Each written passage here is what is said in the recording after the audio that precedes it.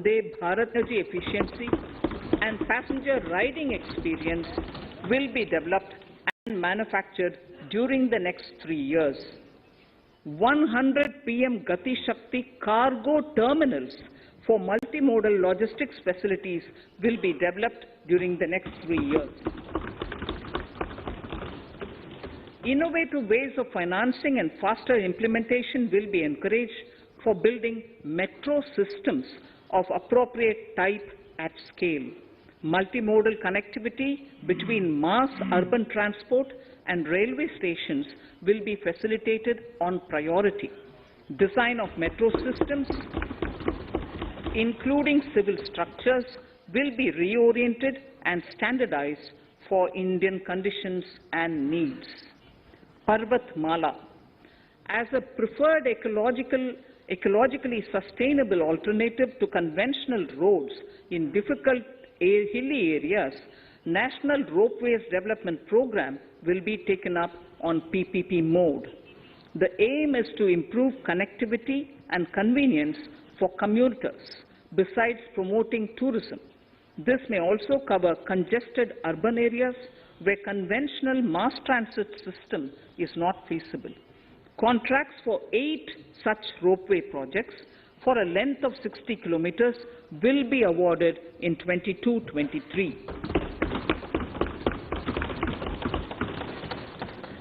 With technical support from the Capacity Building Commission, central ministries, state governments, and their infra agencies will have their skills upgraded. This will ramp up capacity in planning, design, financing, including innovative ways, and implementation management of the PM Gati Shakti infrastructure projects. Inclusive development, our second priority. Agriculture. The procurement of wheat in Rabi 21-22 and the estimated procurement of paddy in Kharif 21-22 will cover 1,208 lakh metric tons of wheat and paddy from 163 lakh farmers, and 2.37 lakh crores will be the direct payment of MSP value to their accounts. Chemical-free natural farming will be promoted throughout the country, with a focus on farmers' lands in 5-kilometer wide corridors along the river Ganga at the first stage. 2023 has been announced as the International Year of Millets. Support will be provided for post-harvest value addition, enhancing domestic consumption, and for branding millet products nationally and internationally. To reduce our dependence on import of oil seeds, a rationalized and comprehensive scheme to increase domestic production of oil seeds will be implemented. For delivery of digital and high-tech services to farmers, with involvement of public sector research and extension institutions, along with private agri-tech players and stakeholders of agri-value chains, a scheme in PPP mode will be launched.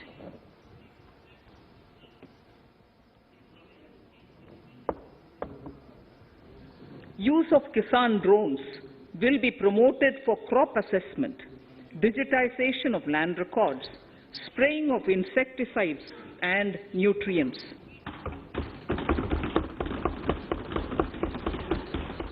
States will be encouraged to revise syllabi of agricultural universities to meet the needs of natural, zero budget, and organic farming, modern-day agriculture, value addition, and management.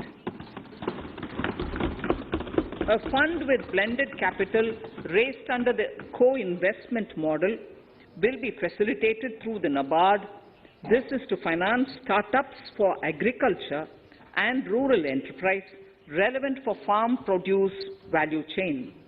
The activities of these startups will include inter alia, support for FPOs, machinery for farmers on rental basis at farm level, and technology including IT-based support.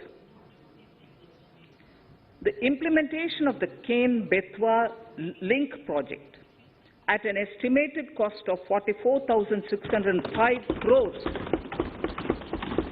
will be taken up.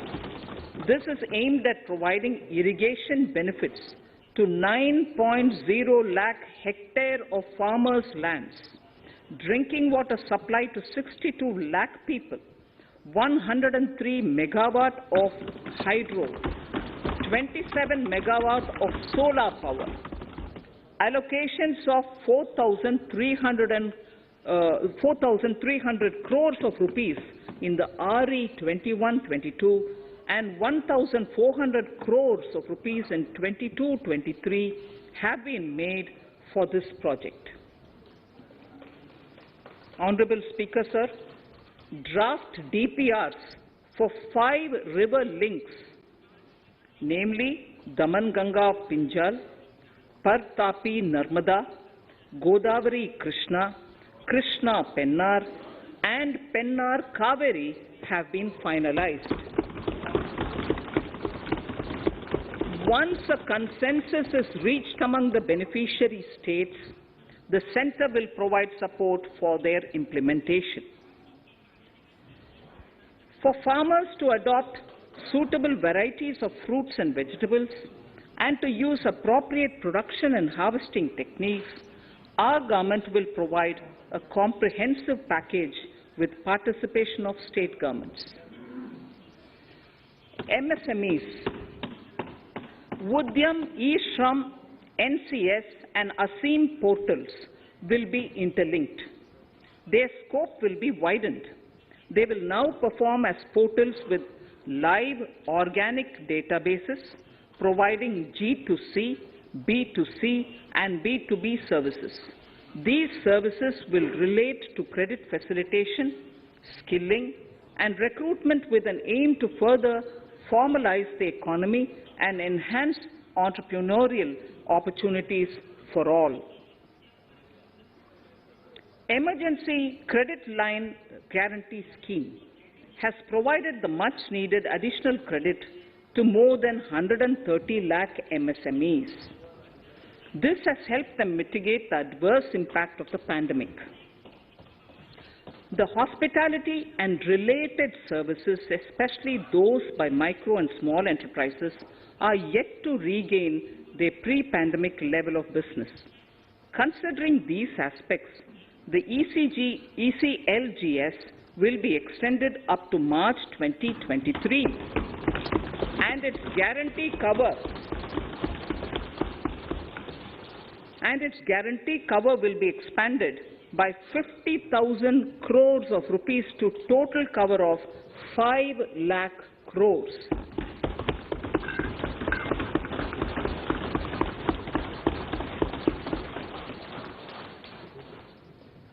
With the additional amount being earmarked exclusively for the hospitality and related sectors. Credit Guarantee Trust for Micro and Small Enterprises, CGT-MSE, scheme will be revamped with required infusion of funds. This will facilitate additional credit of 2 lakh crore for micro and small enterprises and expand employment opportunities.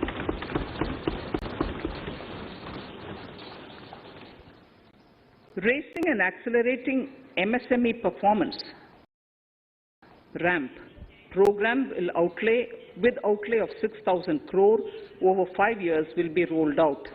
This will help MSME sector become more resilient, competitive and efficient.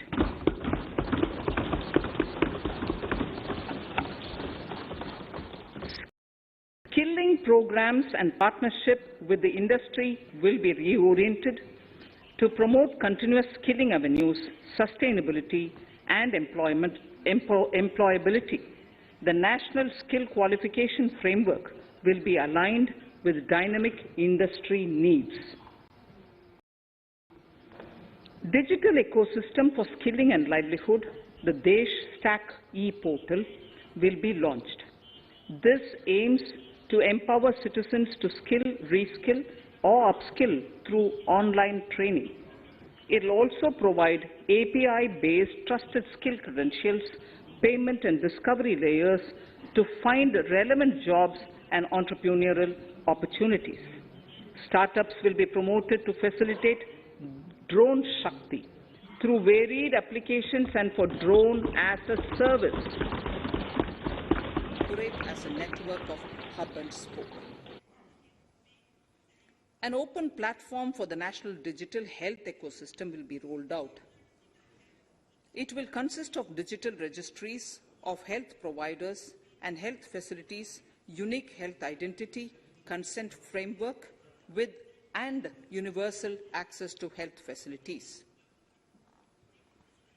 The pandemic has accentuated mental health problems in people of all ages. To better the access to quality mental health counselling and care services, a national Tele mental health program will be launched. This will include a network of 23 Tele mental health centers of excellence, with NIMHANS being the nodal center and International Institute of Information Technology, Bangalore, IIIT Bangalore, providing technology support. Recognizing the importance of Nari Shakti as the harbinger of our bright future and for women-led development, during the Amrit Kal, our government has comprehensively revamped the schemes of the Ministry of Women and Child Development. Accordingly, 3 schemes, namely Mission Shakti, Mission Vatsalya, Saksham Anganwadi and Poshan 2.0 were launched recently to provide integrated benefits to women and children. Saksham Anganwadis are a new generation Anganwadis that have better infrastructure and audio-visual aids, powered by clean energy and providing improved environment for early childhood development. 2 lakh Anganwadis will be upgraded under this scheme. Current coverage of Har Ghar Nal Se Jal is 8.7 crores. Of this, 5.5 crore households were provided tap water in last 2 years itself. Allocation of 60,000 crores of rupees has been made with an aim to cover 3.8 crore households in 2022 and 23. In 22-23, 80 lakh houses will be completed for the identified eligible beneficiaries of the PM Awas Yojana, both rural and urban. 48,000 crores is allotted for this purpose. The central government will work with the state governments for reduction of time required for all land and construction-related approvals, for promoting affordable housing for middle class and for the economically weaker sections in urban areas. We shall also work with the financial sector regulators to expand access to capital along with reduction in cost of intermediaries. A new scheme, Prime Minister's Development Initiative for the Northeast, will be implemented through the Northeastern Council. It will fund infrastructure in the spirit of PM Gati Shakti and social development projects based on felt needs of the Northeast. This will enable livelihood activities for youth and women, filling the gaps in various sectors. It will not be a substitute for existing central or state schemes. While the central ministries may also post their candidate projects, priority will be given to those posted by the states. An initial allocation of 1,500 crores of rupees will be made, and the initial list of projects is given in Annexure 1 of my speech.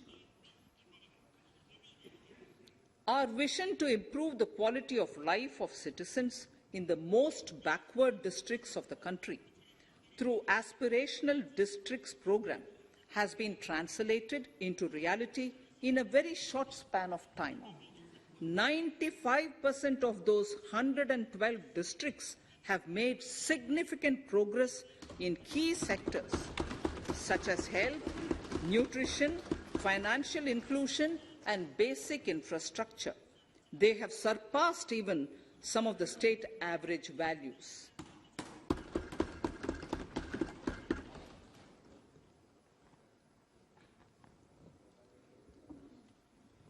However, in those districts, some blocks continue to lag. In 22-23, the program will focus on such blocks in those districts. Border villages with sparse population, limited connectivity, and infrastructure often get left out from the development gains. Such villages on the northern border will be covered under a new Vibrant Villages program. The activities will include construction of village infrastructure, housing, tourist centers, road connectivity, provisioning of decentralized renewable energy, direct-to-home access for Doordarshan and educational channels, and support for their livelihood generation. Additional funding for these activities will be provided. Existing schemes will be converged. We will define their outcomes and monitor them on a constant basis. In 2022, 100% of 1.5 lakh post offices will come on the core banking system, enabling financial inclusion and access to accounts through net banking, mobile banking, ATMs, and also provide online transfer of funds between post office accounts and bank accounts. This will be helpful, especially for farmers and senior citizens in rural areas, enabling interoperability and financial inclusion. Honourable Speaker, sir, in recent years, digital banking, digital payments, and fintech innovations have grown at a rapid pace in the country. Government is continuously encouraging these sectors to ensure that the benefits of digital banking reach every nook and corner of the country in a consumer-friendly manner. Taking forward this agenda and to mark 75 years of our independence, it is proposed to set up 75 digital banking units in 75 districts of the country by scheduled commercial banks.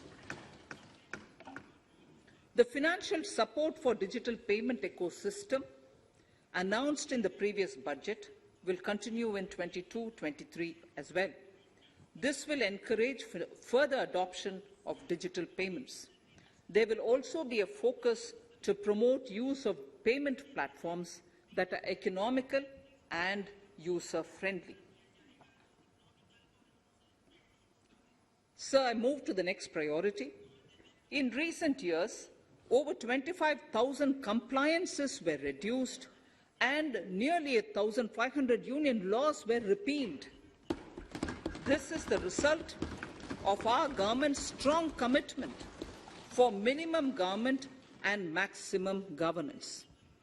1,486 union laws were repealed.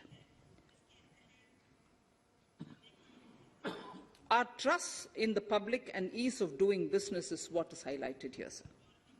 For the Amrit Kal, the next phase of ease of doing business 2.0 and ease of living will be launched. In our endeavour to improve productive efficiency of capital and human resources, we will follow the idea of trust-based governance. The new phase will be guided by an active involvement of the states, digitization of manual processes and interventions, integration of the central and state level systems through IT bridges, a single point access for all citizen-centric services, and standardization and removal of overlapping compliances.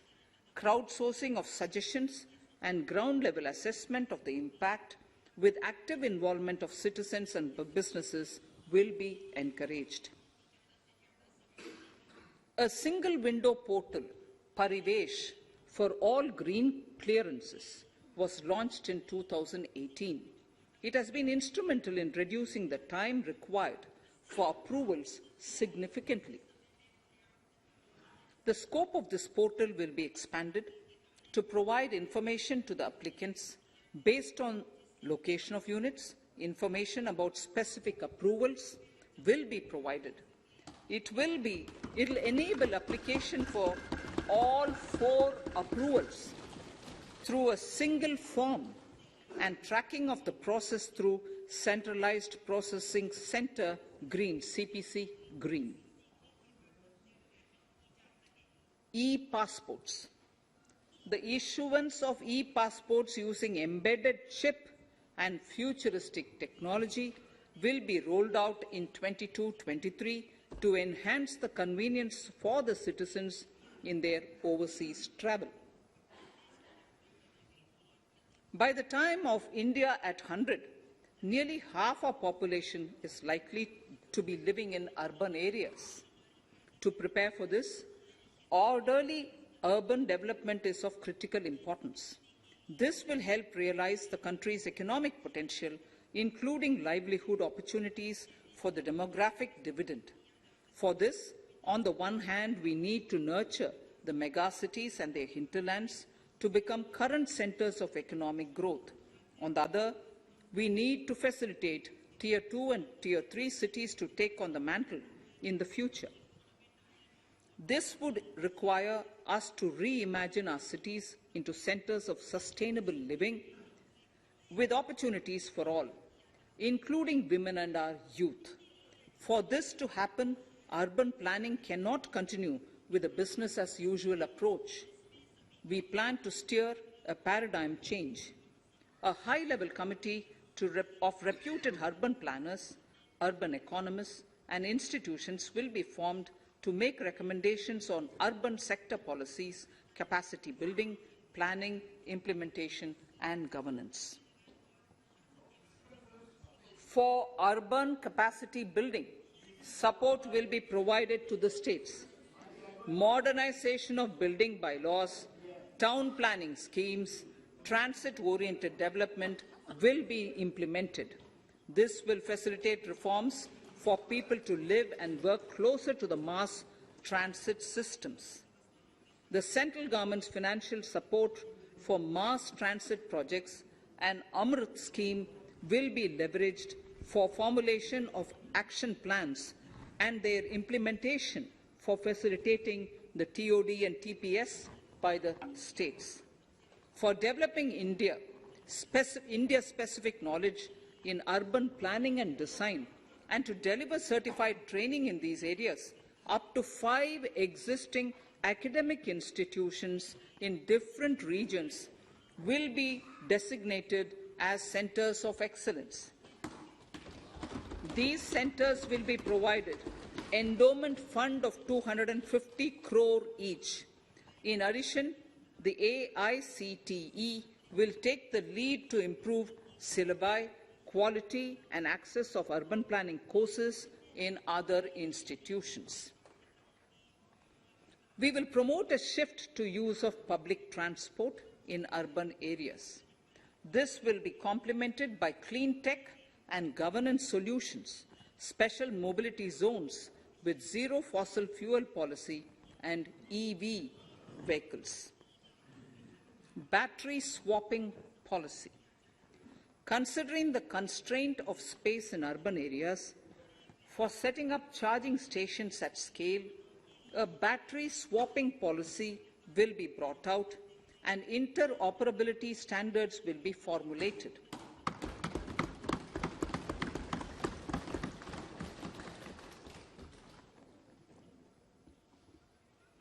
The private sector will be encouraged to develop sustainable and innovative business models for battery or energy as a service. This will improve efficiency in the EV ecosystem.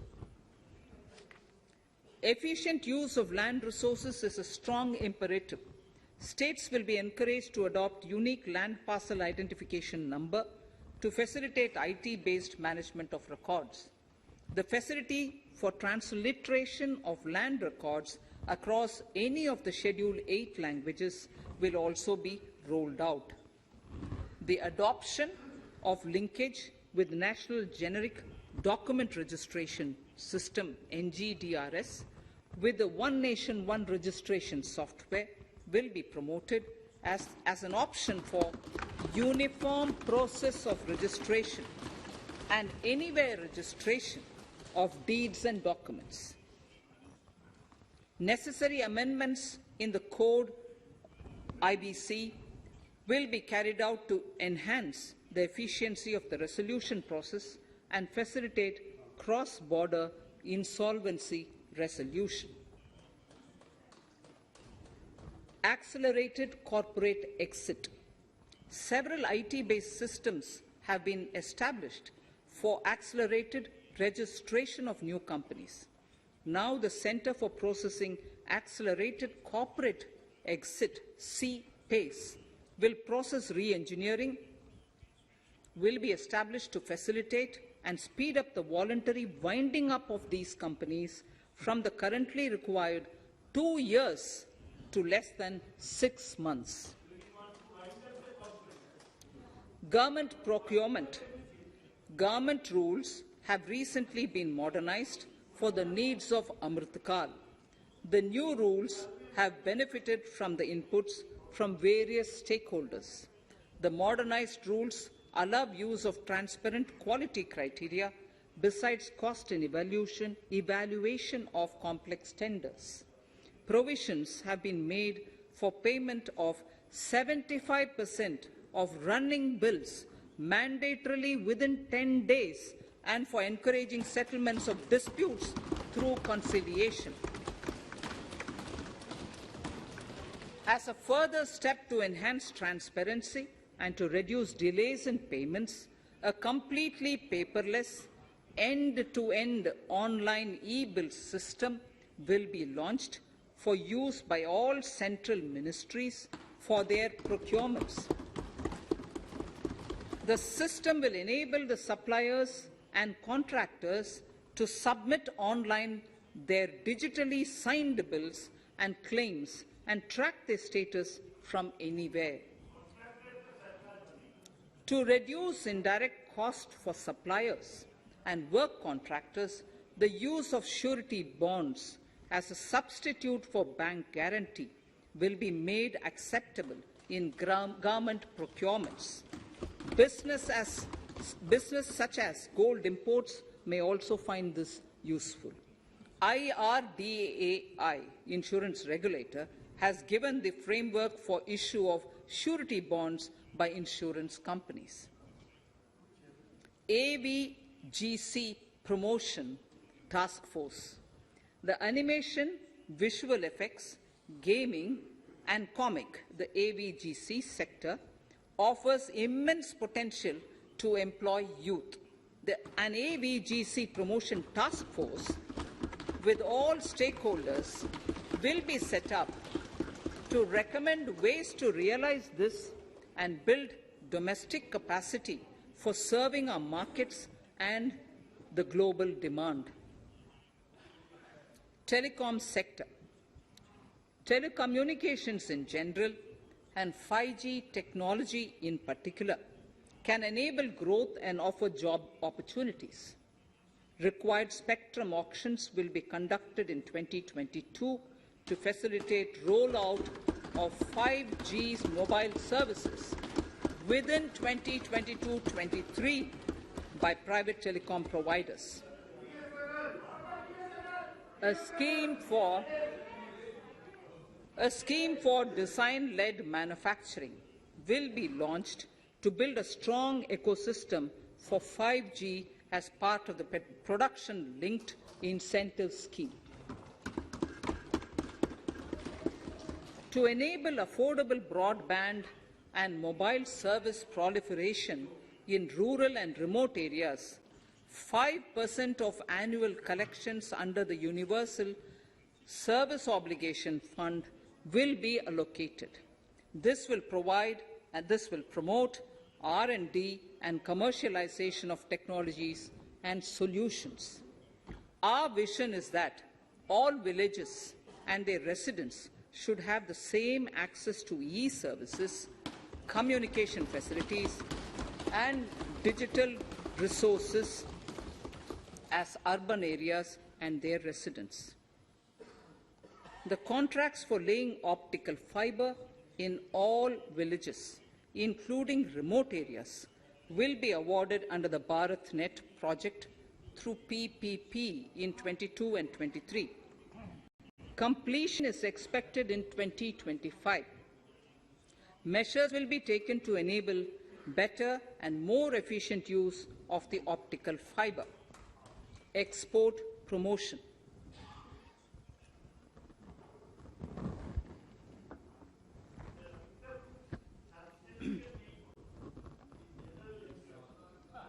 The Special Economic Zones Act will be replaced with a new legislation that will enable the states to become partners in development of enterprise and service hubs. This will cover all large existing and new industrial enclaves to optimally utilize available infrastructure and enhance competitiveness of exports. Atmanirbharta in defence. Our government is committed to reducing imports and promoting Atmanirbharta in equipment for the armed forces. 68% of the capital procurement budget will be earmarked for domestic industry in 22-23, up from 58% in 21-22. Defence R&D will be opened up for industry, startups and academia, with 25% of defence R&D budget earmarked.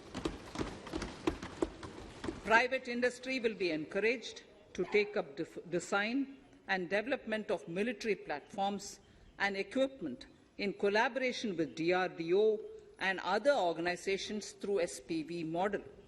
An independent nodal umbrella body will be set up for meeting wide-ranging testing and certification requirements.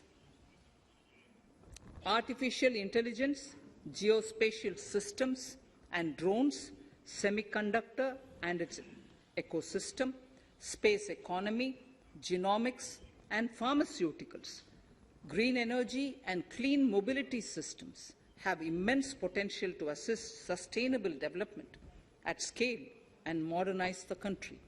They provide employment opportunities for our youth and make Indian industry more efficient and competitive. Supportive policies, light touch regulations, facilitative actions to build domestic capacities and promotion of research and development will guide the government's approach. For R&D in the sunrise opportunities, in addition to efforts of collaboration among academia, industry and public institutions, government contribution will be provided.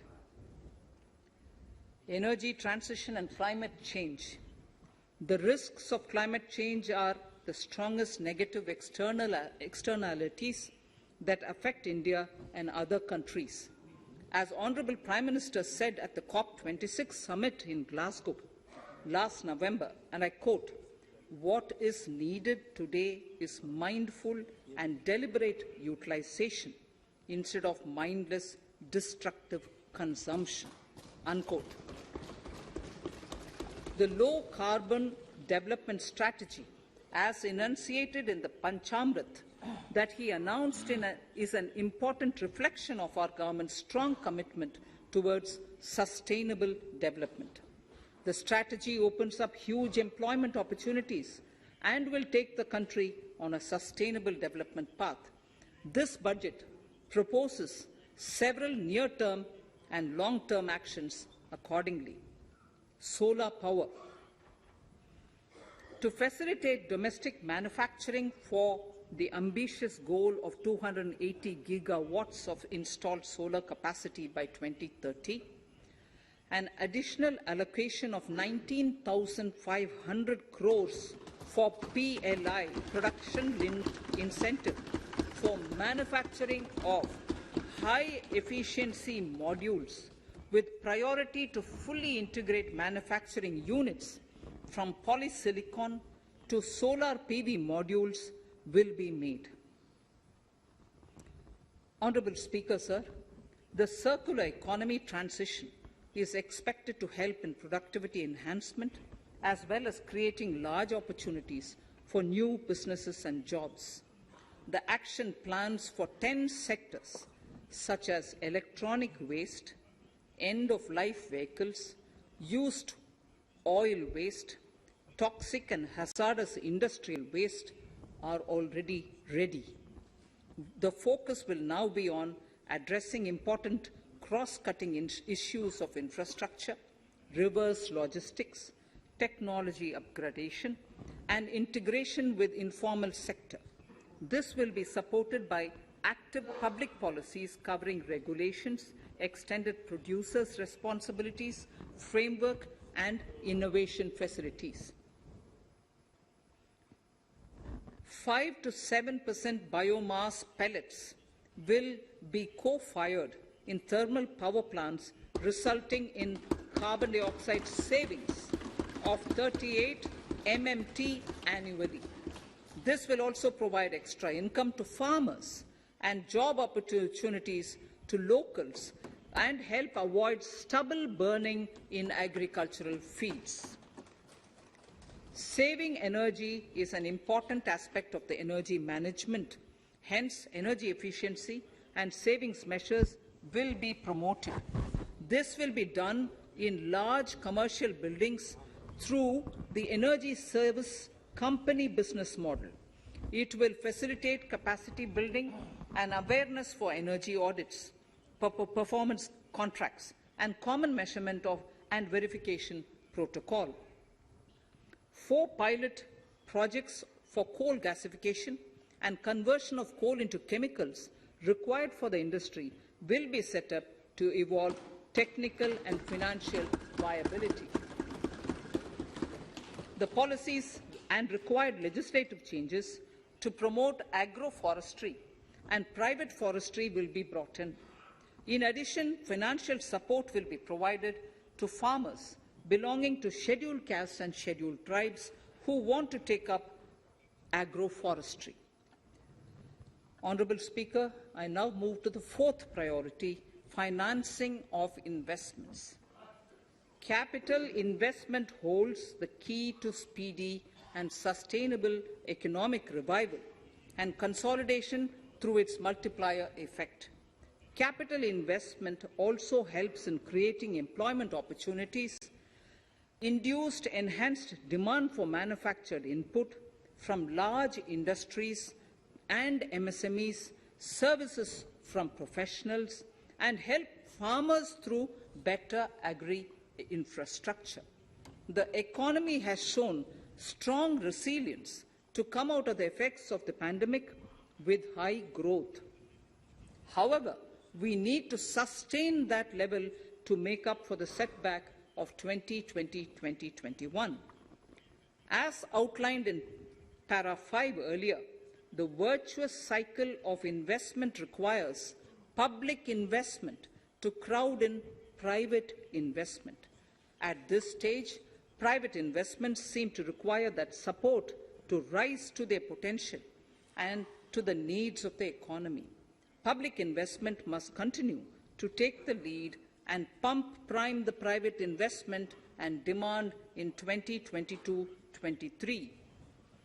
Considering the above imperative, the outlay for capital expenditure in the Union budget is once again being stepped up sharply by 35.4% from 5.54 lakh crore in the current year to 7.50 lakh crores in 22-23.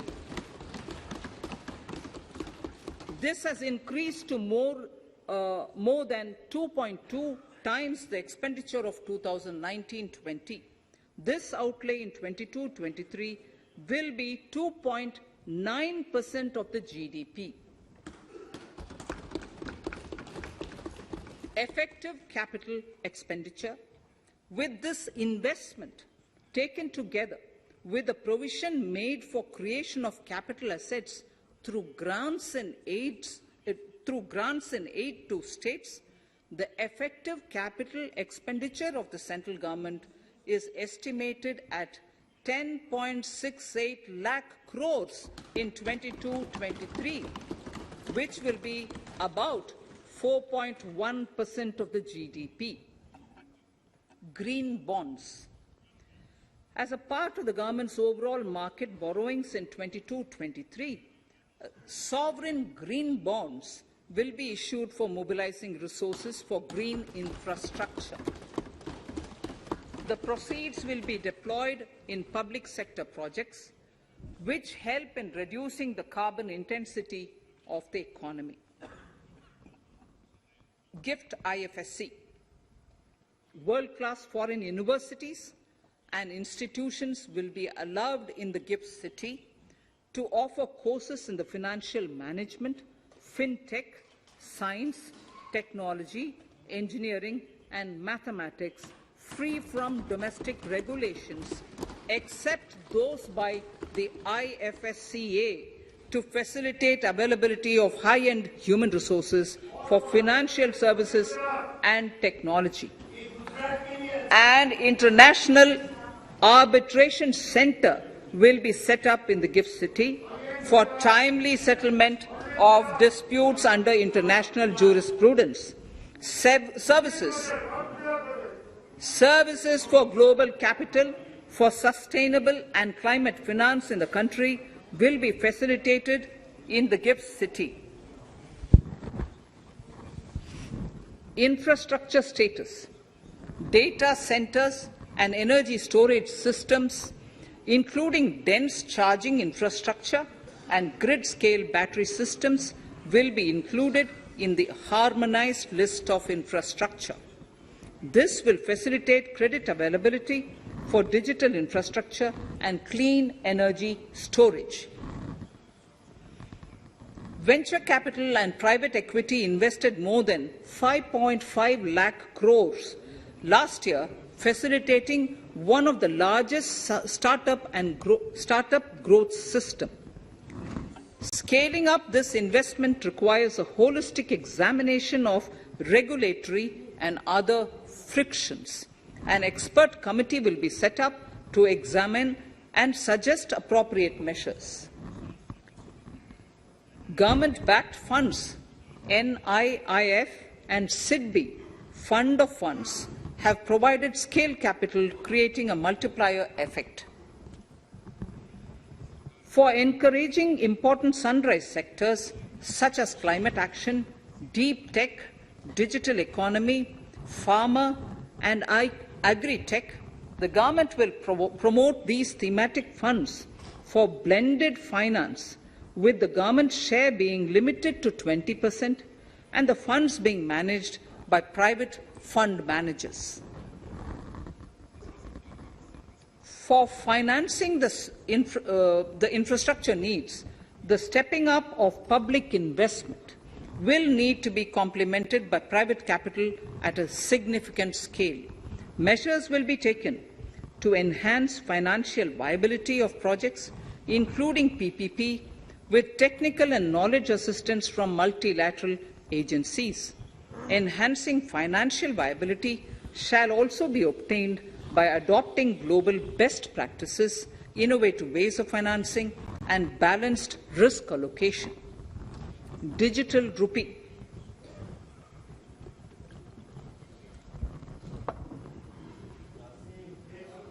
Introduction of a central bank digital currency will give a big boost to digital economy.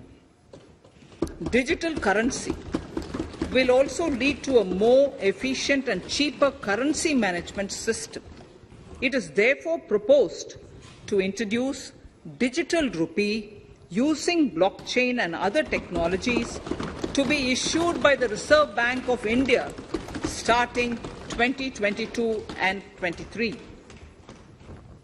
Financial assistance to states for capital investment. Reflecting the true spirit of cooperative federalism, the central government is committed to bolstering the hands of the states in enhancing their capital investment towards creating productive assets and generating remunerative employment. The scheme for financial assistance to states for capital investment has been extremely well received by the states. In deference to the requests received during my meeting with the chief ministers and state finance ministers, the outlay for this scheme is being enhanced from 10,000 crores in the budget estimates to 15,000 crores in the revised estimates for the current year.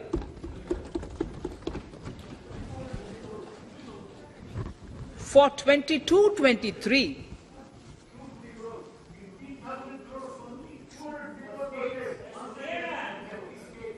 I'll repeat that sentence for the benefit of many of our honourable members. In deference to the requests received during my meeting with chief ministers and state finance ministers, the outlay for this scheme is being enhanced from 10,000 crores in the BE to 15,000 crores, 15,000 crores in the RE of the current year.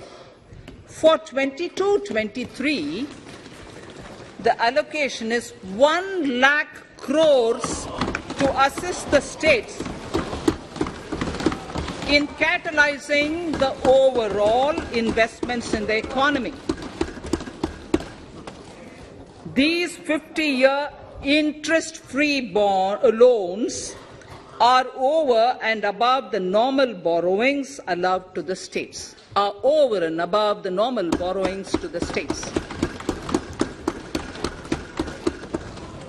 This allocation will be used for PM Gati Shakti related and other productive capital investments of the states. It will also include components for supplemental funding for priority segments of PM Gram Sadak Yojana, including support for the state share, digitization of the economy, including digital payments and completion of OFC network, and reforms related to building bylaws, town planning schemes, transit-oriented development, and transferable development rights. In 22-23, in accordance with the recommendations of the 15th Finance Commission, the states will be allowed a fiscal deficit of 4% of the GSDP, of which 0.5% will be tied to power sector reforms, for which the conditions have already been communicated in 21-22. Fiscal management. As against a total expenditure of 34.83 lakh crores of rupees projected in the BE 21-22, the revised estimate